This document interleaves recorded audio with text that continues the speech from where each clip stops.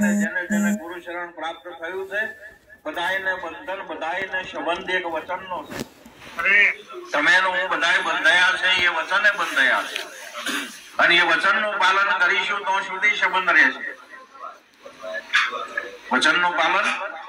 જો સુધી કરીશું તો સુધી આ સંબંધ રહેશે અને જે દાડે સંતમતીથી આપણું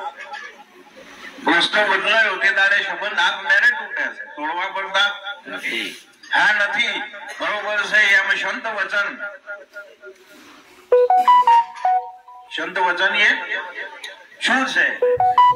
બરોબર છે જેમ રમકડામાં શાલ નાખ્યો હોય ને પછી રમતું દેખાય છે એમ હાલ અત્યારે વર્તમાન જીવનમાં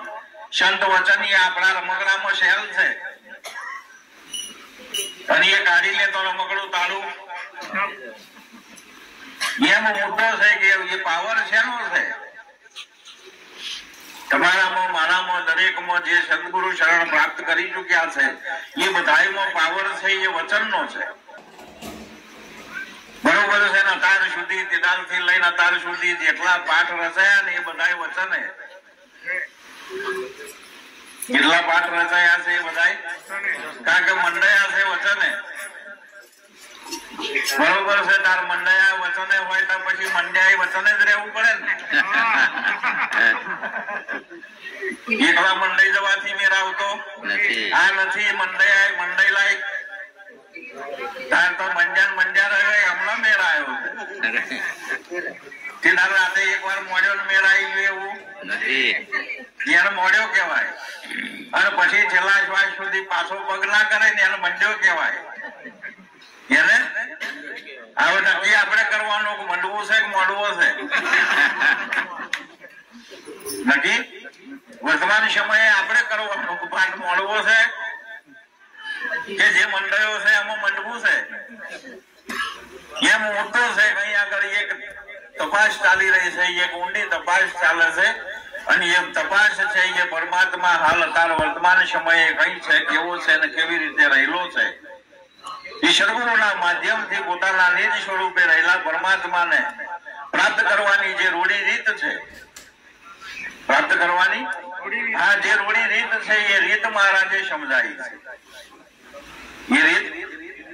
મહારાજે સમજાઈ છે એ રીતને સમજાયા પછી અનુસરવાની જવાબદારી આપણી છે એ રીત પ્રમાણે ચાલવું એ રીત પ્રમાણે હા ચાલવું એમનું કામ છે રસ્તા ઉપર બોર્ડ મારી દીધું આગળ બંપ છે આગળ હા બંપ છે એવું બોર્ડ મારી દીધું પછી એ બોર્ડ વાંચ્યા પછી શું કરવાનું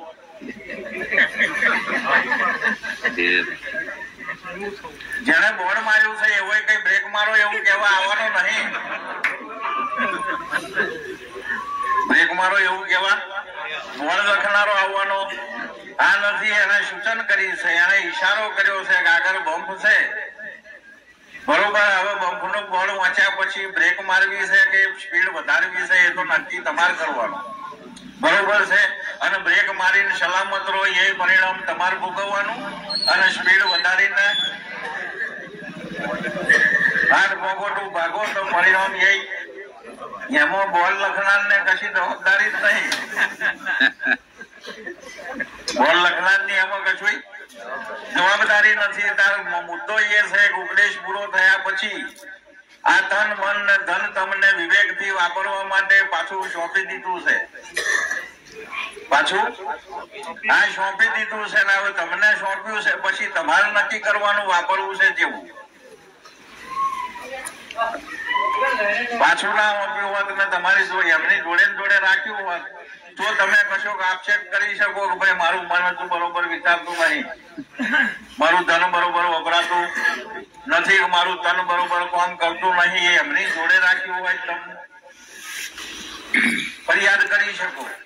અને તો કશી મોયધરી લીધી હોય તો ફરિયાદ કરી શકો કે આજથી તાર મન અવરા વિચાર નહીં કરે એવી કશી મોયધરી લીધી આ નથી તમારું હતું તમને સોંપ્યું છે અને વિવેક સમજાયો છે એને વાપરવાની રીત બતાવી છે જેને અનુસરો તો ફાયદો થવાનો છે અને ના અનુસરો તો નુકસાન તો કોને થવાનું જેનો ફાયદો થવાનો છે એને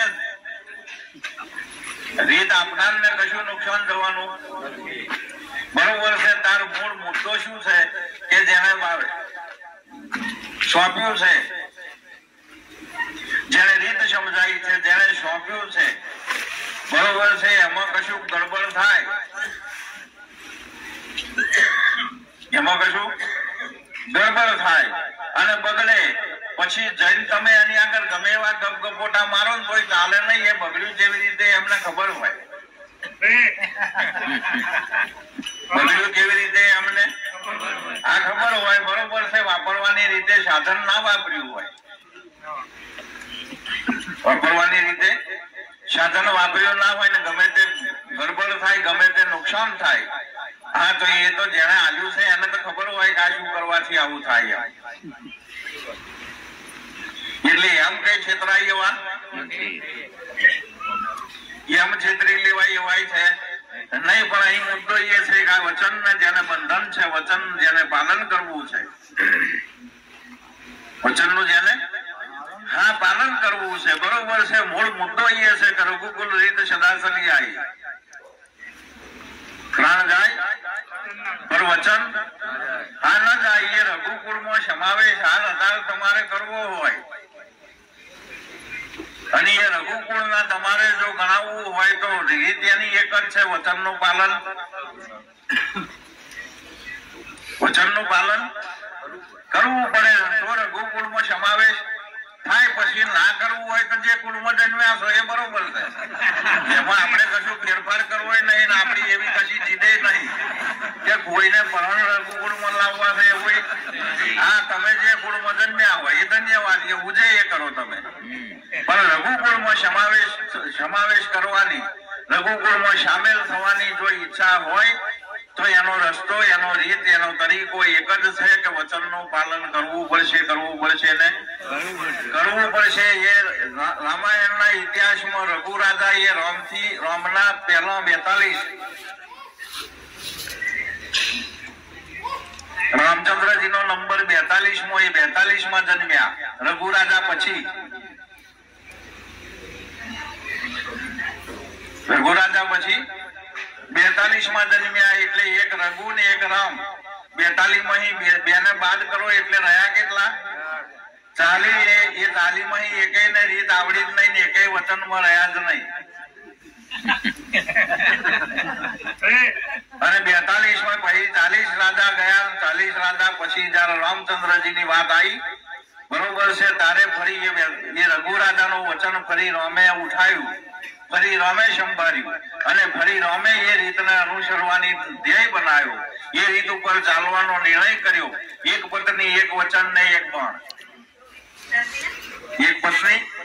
એક વચન, એક બાણ નો નિર્ણય જયારે રામે કર્યો તારે એમનો સમાવેશ રઘુકુળમાં થયો. ત્યારે એમનો સમાવેશ રઘુકુળમાં થયો. નહીતર એમના બાપા હતા એ રઘુકુળમાં નતા ગણાતા.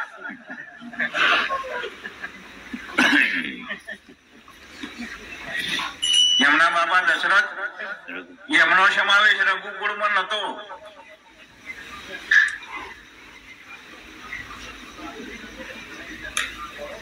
બરોબર છે, પણ એ રઘુકુળમાં નીકળી ગયા, રઘુકુળમાં ના રહ્યા અને રઘુકુળની રીતને ના સંભાળી શક્યા.